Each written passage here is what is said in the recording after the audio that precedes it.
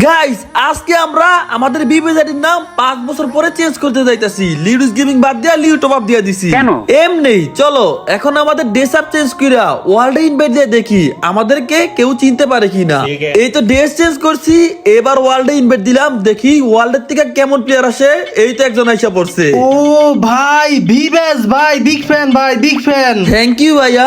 আচ্ছা ভাই, আপনি যদি বলতে পারেন আমি কোন বিবিস ইউটিউবার, তাহলে আপনার আমি একটা উইকলি দিমু। ভাই আপনি তো লিওডিস গেমিং। বাহ, আপনি জানলেন কেমনে আমি যে লিউডিস গেমিং? আরে ভাই আপনার আইডির নাম দেওয়া তো লিও টপ আপ, যেখান থেকে আমি সবসময় ডায়মন্ড টপ আপ করি বাংলাদেশের সব থেকে কম দামে।